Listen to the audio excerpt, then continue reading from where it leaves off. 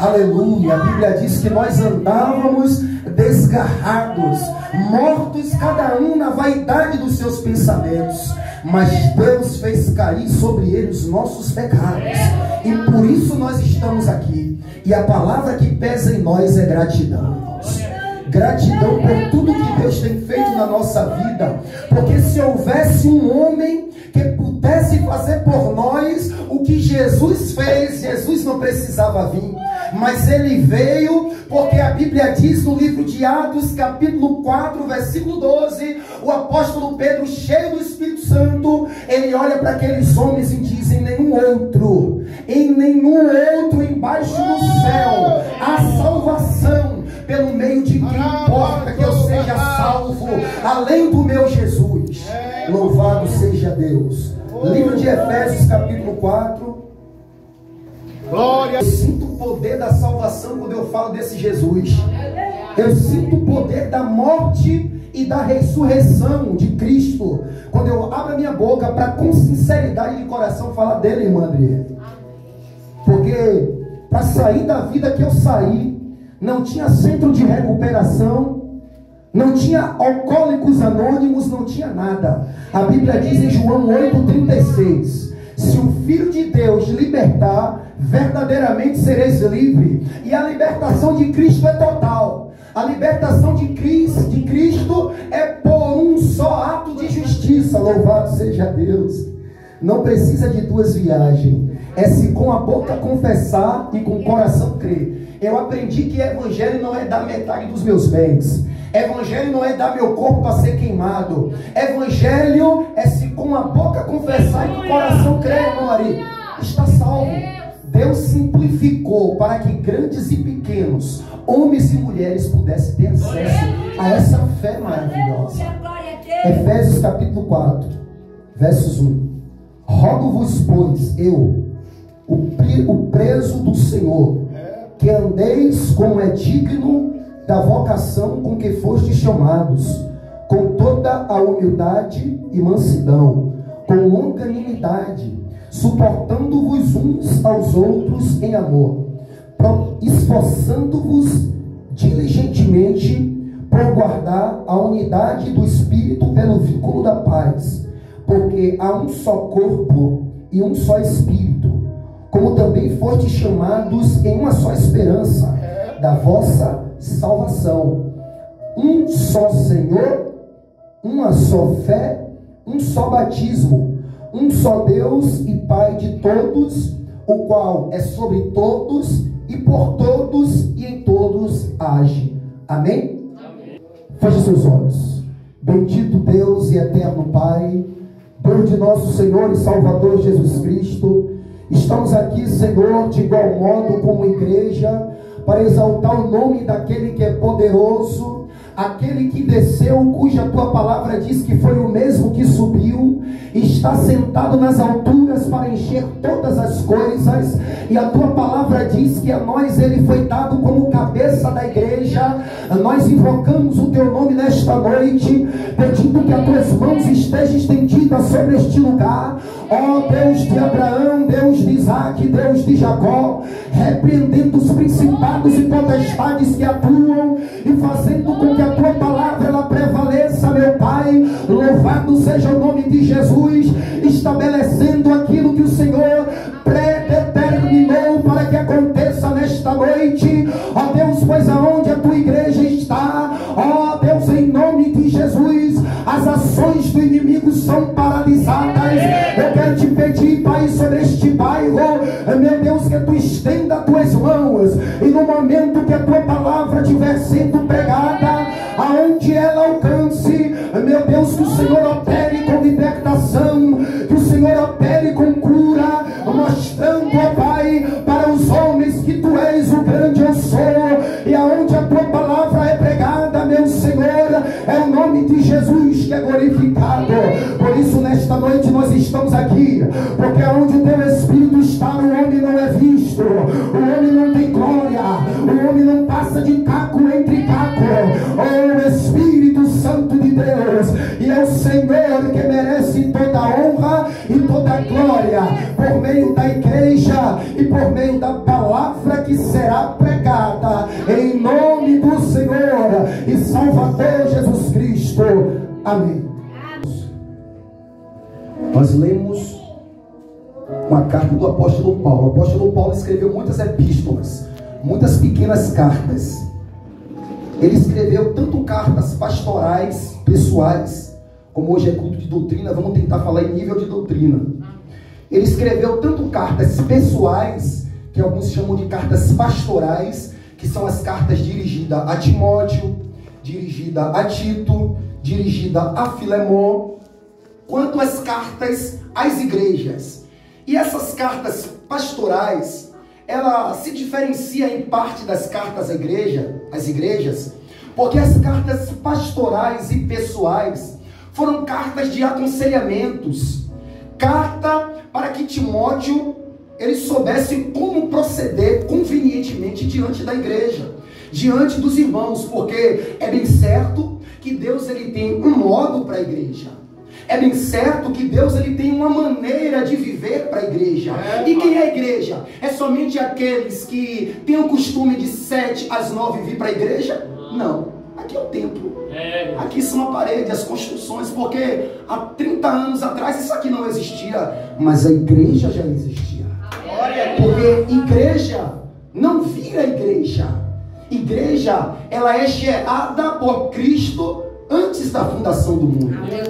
Aí você já começa a entender que você já é igreja, embora no momento não esteja na posição de igreja. É como um ventilador quebrado. Se você me dá um ventilador quebrado e diz, irmão Paulo, o que é isso?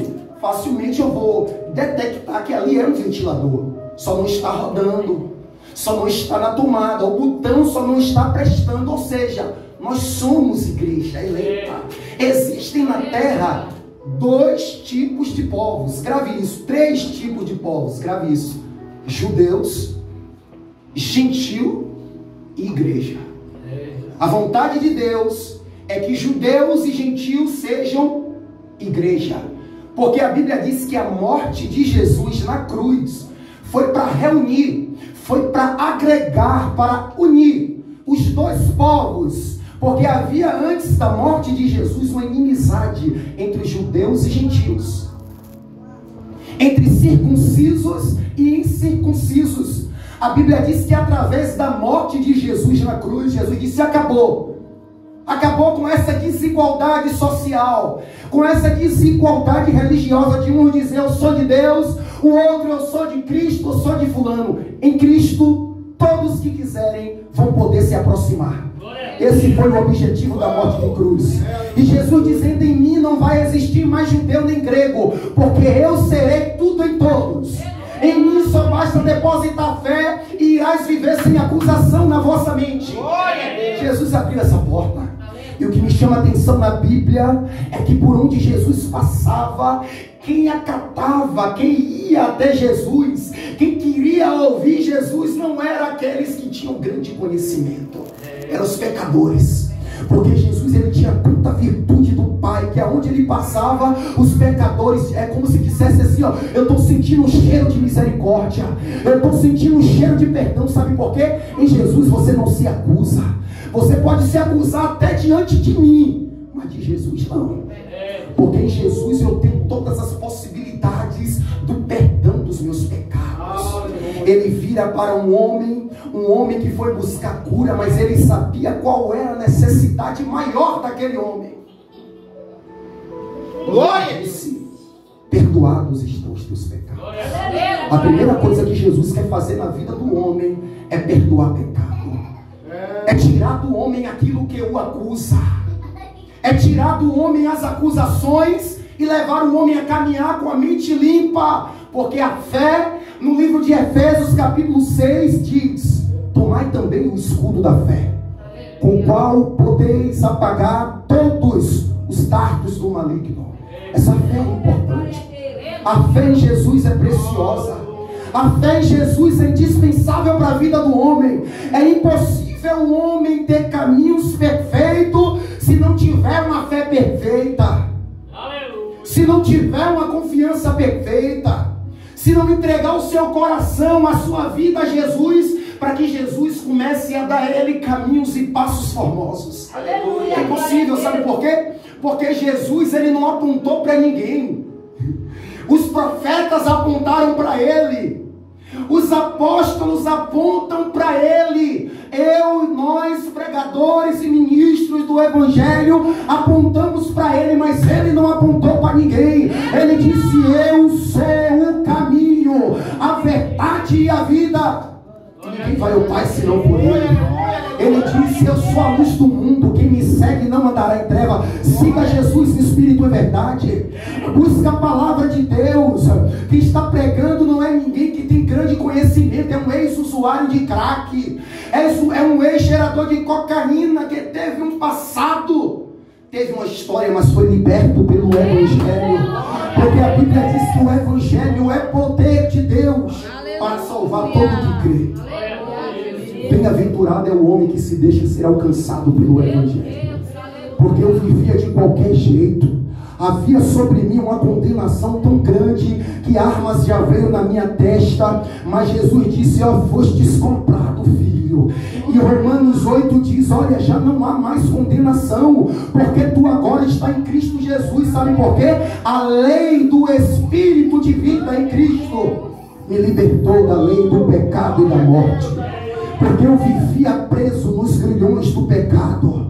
Havia para mim um abismo tão grande que aonde eu andava eu não sentia segurança.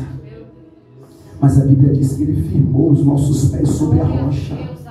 E hoje, irmão, eu sou tomado de uma tão grande confiança nesse Deus, irmão. Não tenho prata nem ouro, mas eu sei que aonde eu for, a fé em Jesus me acompanha. O sol pode não virar amanhã e não nascer amanhã. As estrelas podem não sair, o dia pode nascer diferente. Mas Abacuque disse: eu todavia confio no Senhor. O salmista Davi disse: uns confiam em carro, outros em cavalo, mas eu confio em Deus. Porque quem conhece, confia.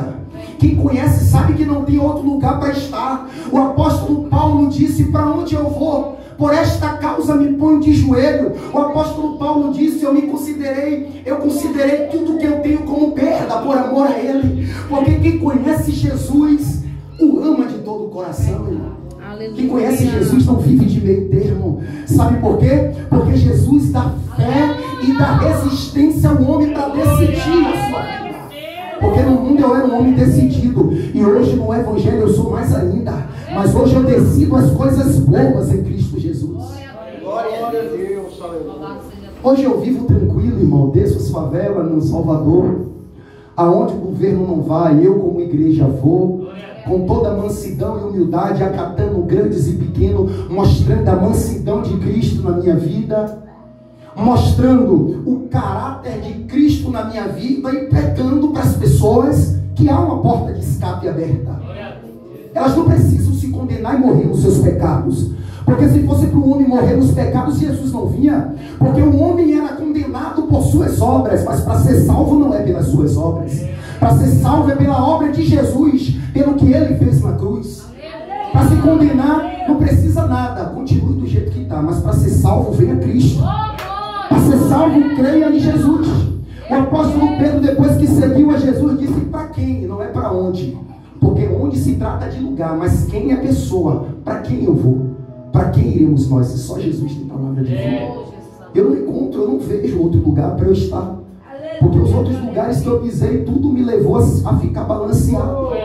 O único lugar que é o fundamento, ao qual o apóstolo Paulo aos Efésios disse: vós sois edificados sobre o fundamento dos apóstolos, ao qual Cristo Jesus é a rocha, é o fundamento. E aí o apóstolo Paulo inicia o seu ministério, um homem que todos nós conhecemos a vida de Paulo, um homem que era perseguidor da igreja, um homem que não havia para ele expectativa humana de salvação, mas Deus muda quadro, Deus muda história, Deus surpreende o homem e mostra que o chamado para a salvação não parte de baixo para cima, mas de cima para baixo. E Deus disse: és para mim um instrumento. E Deus disse: se não tem valor para os órgãos públicos, Se não tem valor para o governo, para o estado, para o distrito, para mim tem, porque quem capacita sou eu. Quando Deus chamou o apóstolo Paulo, só o chamado daquele homem já foi glorioso. A vida do apóstolo Paulo não foi mais a mesma, sabe por quê? O homem estava em Cristo. Paulo aceitou Jesus de verdade, não aceitou pela metade. A Bíblia diz: aquele que está em Cristo é uma nova criatura. Jesus deu significado à vida de Paulo. E qual foi o objetivo de Paulo a partir daquele momento? Pregar a Cristo. Quem foi salvo por Cristo quer pregar a Cristo.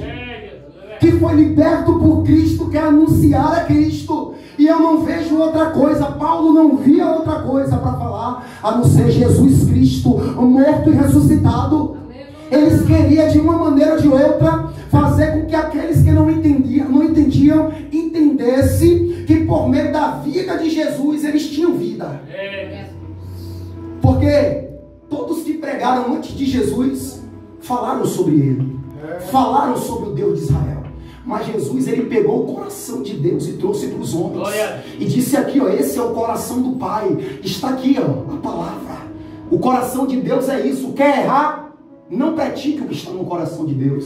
Quer acertar? Pratique o que está no coração de Deus. Porque é a vontade perfeita de Deus para o homem. É a Bíblia. Eu amo a Bíblia. Eu não vivo sem a Bíblia. Eu não me considero um homem de verdade sem a Bíblia. Porque foi a Bíblia que trabalhou no meu caráter e me deu uma consciência cristã. Foi a Bíblia que me levou a entender que você é meu próximo. E eu não posso fazer com você o que eu não quero que você faça comigo. Esse conceito o mundo não traz para nós. Só quem traz é a palavra de Deus. A Bíblia diz: tudo o que quereis que os homens vos façam, façais a ele. Porque nisso se resume a lei e os profetas. A lei e os profetas se resumem em se colocar no lugar do outro. Aí vai o apóstolo Paulo. Quando Paulo chega a Efésio, entenda o que é o amor a Deus. Deus simplificou tudo, irmão. O Deus que eu sirvo é um Deus que ele quebra tanta resistência, que ele simplificou tudo. Ele não deixou margem para que nenhum homem pudesse colocar nenhum intempéries e dissesse: não te sirvo por isso, não sou fiel por causa dessa caixa preta, eu não busco com mais fidelidade por causa dessa flor amarela e rosa de duas cores. Sabe o que Deus fez? Deus deu a Israel vários mandamentos. Se você ler os Pentateucos, os 5 primeiros livros da Bíblia, escrito por Moisés, se você ler, você vai ver que Deus deu vários mandamentos a Israel. O que foi que Deus fez? Deus disse: está muito pesado para Israel, porque o povo é duro, eles estão inventando muita desculpa. Ah, Deus, mas isso, aquilo outro, temos que fazer tantas coisas e tal e tal. Deus disse: eu vou simplificar. Deus falou: eu vou resumir esses mandamentos, tudo que eu dei a eles, em 10, pastor. Eu disse: pronto, eu só vou dar 10. E aí você vê lá em Deuteronômio capítulo 5 e Êxodos capítulo 20, os 10 mandamentos. Mas ainda assim ficou pesado. Por quê? Porque o pecado leva o homem a fugir da palavra. O pecado leva o homem a fugir da vontade de Deus. Sabe por quê? A vontade de Deus é perfeita. E o pecado sabe que quando o homem acha a vontade de Deus, ele não fica mais escravo do pecado. Sabe por quê? A Bíblia diz em Romanos capítulo 6, versículo 14: o pecado não terá mais domínio sobre nós, porque não estamos debaixo da lei, mas da graça. E o pecado não quer que eu me encontre com a vontade de Deus. Deus falou: vou simplificar. Porque Deus, falando como Criador, o meu objetivo é que todos cumpram, é que todos obedeçam. Eu vou botar 10. Aí você vai ver lá: amarás o Senhor teu Deus, guardarás o sábado, amarás não sei o que, não sei. Simplificou, mas ainda assim os homens quebravam a lei de Deus. Os homens não conseguiram guardar a lei. Sabe por quê? Tinha coisas que eram muito pesadas para os homens. O homem é carnal, somos tentados a mentir, somos tentados a roubar, somos tentados a enganar. Deus disse: eu vou simplificar, e esse todos vão poder cumprir. Deus disse: vou pegar os 10 e vou simplificar em 2. Aí Deus disse: olha, escreve lá, Moisés, escreve lá, meu filho Jesus, e diga a ele que da lei eu resumi, eu interpretei a lei e disse: olha, os 2 mandamentos essenciais para que todo homem cumpra e consiga entrar na vida eterna é: amarás o Senhor teu Deus de todo o teu coração, e amarás o próximo como a ti mesmo. Toda a lei, todo o Antigo Testamento se resume nesses 2 mandamentos. Não é salvo quem não quer, irmão. Não é salvo quem está amando mais o mundo do que a Deus. Quem está amando mais os prazeres do que a Deus, eu falo isso com pesar na minha alma. Não falo isso alegre, porque eu vejo quanta quantidade de pessoas que estão na balada. O diabo tramou um laço naquele dia e ele diz: poxa, vou pentear o meu cabelo, vou pentear as minhas tranças, vou botar a melhor roupa que eu vou curtir hoje e amanhã tem tal e tal coisa para fazer. E Deus dizendo: louco, hoje pediram a tua alma. Meu Deus. É isso que o mundo traz. Mas o Evangelho nos desperta. Deus disse: olha, vou simplificar. Aprenda e entenda. Todo pecado que o homem comete hoje na vida é porque ele quebra não mais a lei de Moisés, é porque ele quebra não mais os 10 mandamentos, mas os 2. Só simples, só esses 2. Mas todo pecado que o homem comete, pastor, é porque ele quebra esses 2. Alguém dá um exemplo de um pecado aqui? Qualquer pecado. Mentira. Porque o pecado de mentira se torna um pecado? Porque Deus disse: amarás o Senhor teu Deus de todo o coração e ao próximo como a ti mesmo. Ninguém mente para si. Vou pegar isso aqui, ó, e vou dizer para mim mesmo: não peguei. Paulo, cadê o papel? Não peguei. A mentira só é mentira porque você mente com o próximo. Então, Deus não diz: não mentais para mim, porque para Deus ninguém mente. Deus diz: não mentais um com o outro. Dá um exemplo de outro pecado. Calúnia. Quem se calunia a si mesmo? Homem só peca porque calunia o próximo. Cobiça.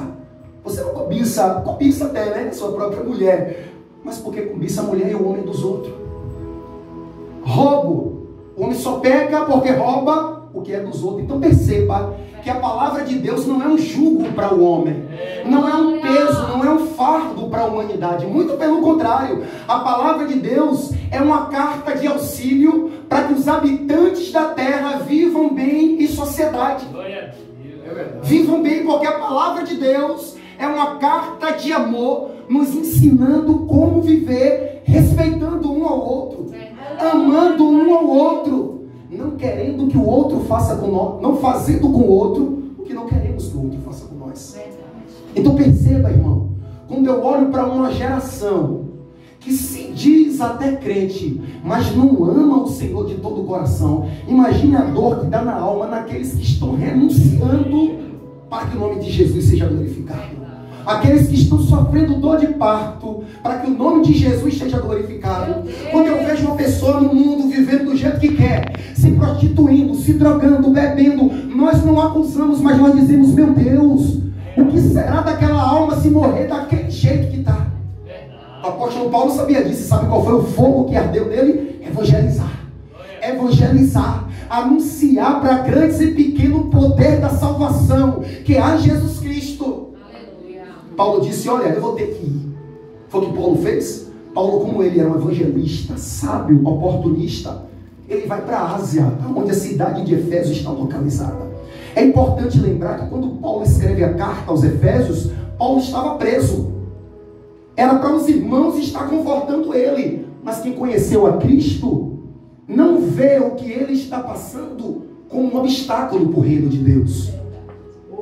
Porque quem está servindo a Cristo entende que tudo que ele está passando é um processo que faz parte do propósito para ele herdar a promessa de Deus. Quer promessa? Quer propósito? Mas não quer um processo. E o processo não é do meu jeito. O processo é do jeito real de Deus. Irmão Paulo, pregue aqui. Como é o nome dessa rua? Na 25 de julho. Eu falo: poxa, eu vou pregar, mas eu quero ir pelo Faqui. Você vai, mas você vai pegar o caminho mais longe. Se fosse uma cidade grande, pregaria em engarrafamento. E em algumas possibilidades não chegaria. Porque Salvador tem beco, sai beco, você sai tudo no mesmo lugar. Mas aqui não.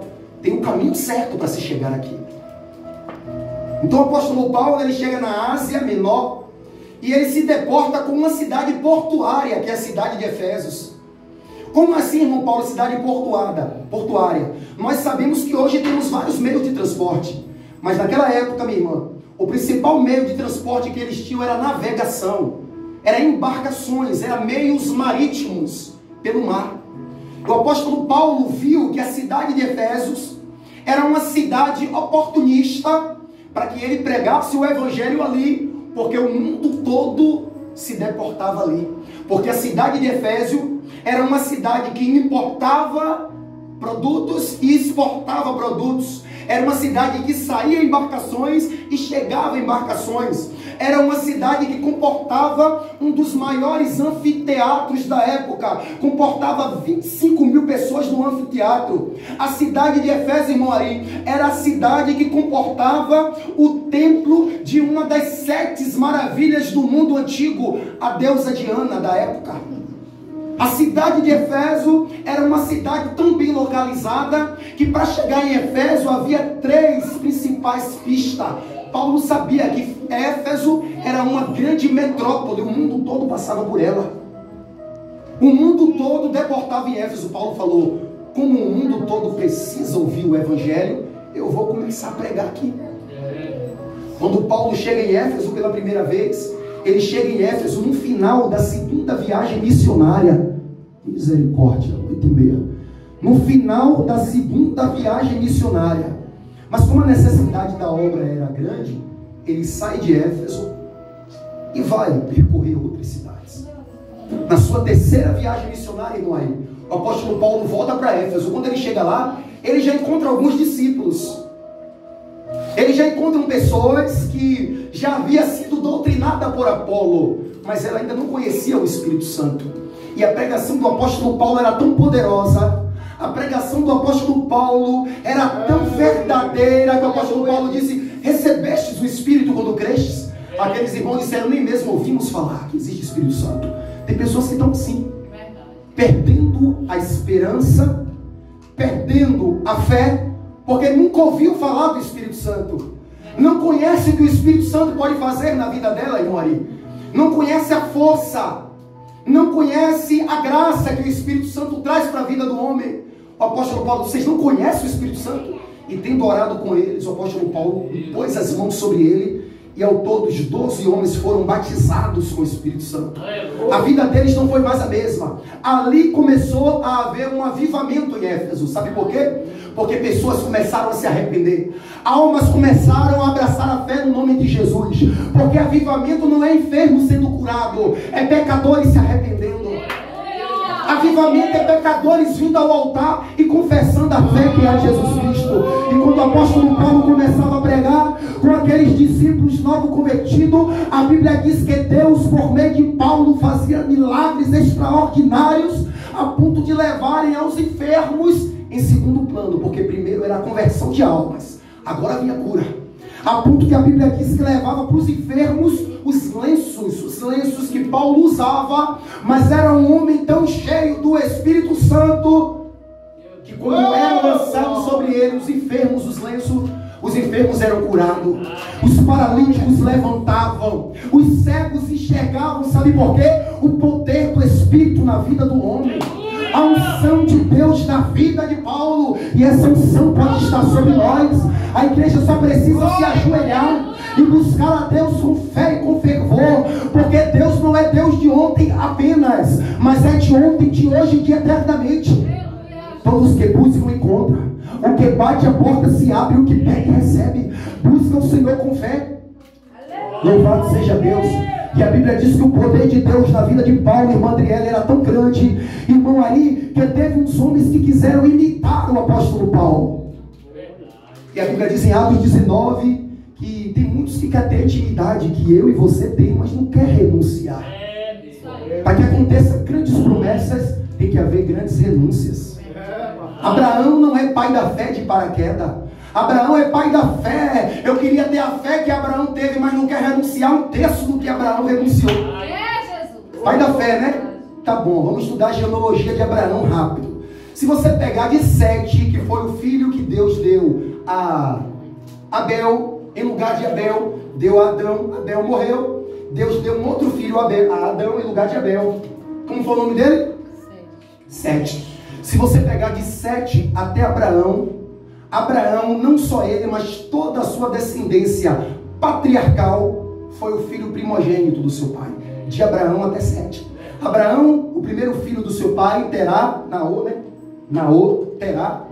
O pai de Abraão, o primeiro filho do seu pai.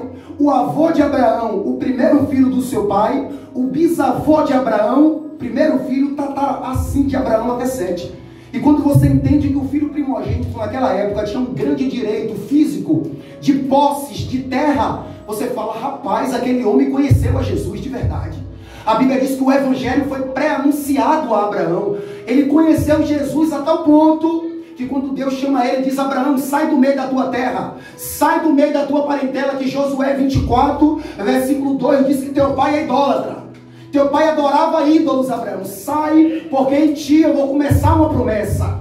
Em ti eu vou começar uma nova história. O que foi que Abraão fez? Ele não olhou para suas posses. Ele não olhou para os seus bens. Ele não olhou para os seus direitos que ele havia deixado na casa do pai. Porque uma voz mais forte e mais poderosa falara ao seu coração.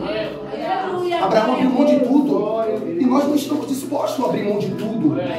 Estamos duvidosos. Será que vale a pena servir? Vale.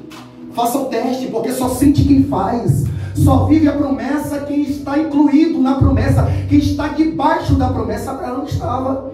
Nada acontece por acaso não, irmãos. Nada acontece por acaso. Louvado seja Deus. Jesus teve que descer. Não vai dar nem tempo de entrar na palavra lida. Jesus teve que descer, teve que se fazer carne para que nós hoje não precisássemos fazer mais nada.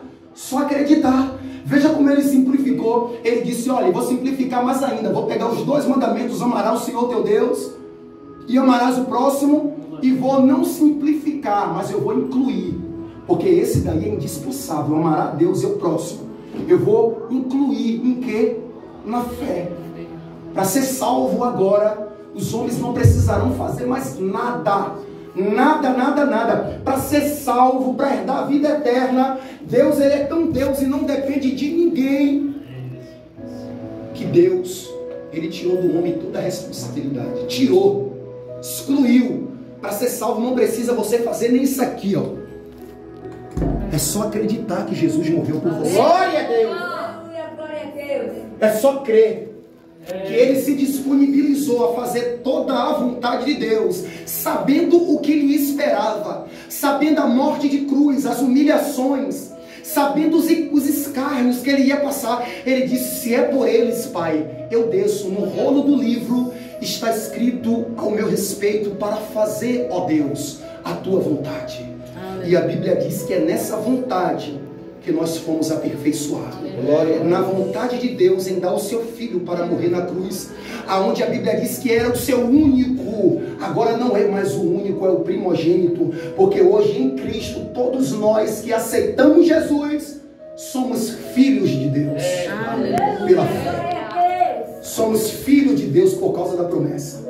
Não vou dar nem para entrar no texto lido, uma outra oportunidade no texto lido. E Paulo prega aos Efésios. Por que Paulo prega aos Efésios? Paulo prega aos Efésios porque aquela comunidade pequena de discípulos que estavam crescendo, estavam se formando, eram gentios. Nós não somos mais gentios. Eu falei que havia 3 povos: gentios, judeus e igreja. Não somos judeu nem gentio, agora somos igreja. O apóstolo Paulo dizendo aos Efésios, capítulo 2, versículo 11, ele diz: quando eres gentio, ele está escrevendo para um povo gentil, mas ele diz: em Cristo vocês não são mais estranhos, vocês são da família de Deus, vocês são cidadãos do evangelho junto com os judeus. O apóstolo Paulo estava querendo que eles entendessem isso, porque ali estavam recém-convertidos judeus, mulheres de alta posição, estavam recém-convertidos mágicos, pessoas que tinham livros de magia, livros de artes mágicas. A Bíblia diz que quando eles se converteram, eles queimaram tudo, abriram mão de tudo por causa da fé. A fé entrou no coração dele de uma maneira tão incisa, tão verdadeira. Havia união entre eles, havia igualdade entre eles, não havia sentimento de superioridade entre eles, havia tudo em comum. O apóstolo Paulo sentiu a necessidade de alertar a igreja de Éfeso, para que elas vivessem por modo digno daquilo que do capítulo 1 até o 3 ele havia explicado. Porque do capítulo 1 ao 3 ele dá uma exposição tão profunda do mistério de Deus em Cristo, e que nós que éramos gentios fomos alcançados. Ele dá uma exposição tão esplêndida para que os efésios entendessem como eles foram incluídos no plano eterno de Deus, que depois tem no capítulo 1, 2 e 3, ele dá uma exposição, ele diz assim, ó, quando ler, podereis compreender o meu pouco discernimento sobre os mistérios de Cristo, ao qual eu escrevi agora há pouco, resumidamente. Então, depois de ele explicar que os gentios, irmãos, efésios, estavam incluídos na mesma promessa, ele diz, olha, vocês só precisam agora andar por modo digno dessa promessa. Porque todos que dizem que tem fé e recebeu, a fé agora guia ele em uma direção. E qual é essa direção? Vontade de Deus. Vontade de Deus, não existe mais outro caminho. Pedro disse, para quem nós iremos? É a tua vontade que me satisfaz. Então Paulo estava querendo mostrar para aqueles irmãos que eles não largaram nada de bom para trás. Vocês que largaram prostituição, largaram homicídio, largaram tudo, vocês agora têm uma promessa que está adiante. O apóstolo Paulo disse, esquecendo das coisas que ficaram para trás e avançando para que estão adiante. Porque o que o homem deixa para trás não é nada de bom. A mulher de Ló olhou para trás e se converteu em estátua de sal. Olhe para Jesus. Jesus não está atrás fisicamente. Ele está ao redor, mas no sentido espiritual, à frente. Seguindo, entendendo que o plano que Deus tem na tua vida só depende de você. Só depende de mim. Como que eu não vou abraçar essa fé? Eu tentei pregar de uma maneira fácil, de uma maneira que todos entendessem essa promessa que repousa sobre a tua vida e sobre a tua casa. Leva para dentro da tua casa essa fé. Aleluia. E decide a tua vida, olha, a partir de hoje eu serei alguém de fé. Aleluia. Porque eu li que Abraão acreditou e algo grande aconteceu na vida dele. E a fé hoje vem pelo ouvir. E não é por ouvir o céu se abrir e dizer, fulano, fulana vem. Por ouvir a palavra do Eterno que foi pregada nessa noite. É ouvir a palavra poderosa de Jesus. Agora, as pessoas inventam, as pessoas dificultam. Eclesiastes 7, 29 diz que Deus fez um homem perfeito, mas ele buscou muitas invenções. O homem inventa, o homem quer ser semideus, o homem quer dar um jeito de dizer, fui salvo porque eu vim com a gravata bonita, eu sou salvo porque eu peguei um microfone sem fio, eu sou salvo porque a caixa é amplificada, eu sou salvo porque eu dei metade dos meus bens. Não é nada disso. Verdade. Os discípulos estavam alvoroçados por fazer a obra de Deus. Jesus estava ali, eles deveriam dar atenção a Jesus. Eles disseram, o que eu faço para realizar a obra de Deus? Jesus disse, a obra de Deus é que creia naquele que Ele enviou. Quer ser usado? Creia. Quer crescer em todos os sentidos, não só espiritual, mas em todos, porque as bênçãos de Deus seguem o justo. Creia, acredite no Deus eterno, acredite naquilo que a palavra de Deus fala, porque qualquer homem que está aqui dentro pode mentir, mas a palavra de Deus não mente. Seja todo homem mentiroso e Deus verdadeiro. O que Deus determinou para acontecer na terra vai acontecer. Não existe King Jong-un, não existiu Nabucodonosor, não existiu ninguém que pudesse frustrar o plano do Deus eterno, que pudesse invalidar aquilo que o Deus eterno, Criador dos céus e da terra, havia estabelecido para cumprir aqui na terra. Aleluia. Deus abençoou um povo. E hoje em Cristo nós somos abençoados. Tentaram levantar o encantamento contra Israel, mas Deus disse, não vale, porque eu já abençoei, eu já liberei sobre este povo uma bênção, eu já dei a esse povo uma direção. Não adianta turbar o caminho desse povo, pelo contrário, é este povo que eu dei poder para abençoar, para fazer e desfazer na terra, usando o poder do meu Espírito. E nós estamos aqui. Somos esse povo. Sabe quem é esse povo? É eu. É você, irmãos. Que Deus deu capacidade extraordinária, mas nós não estamos usando.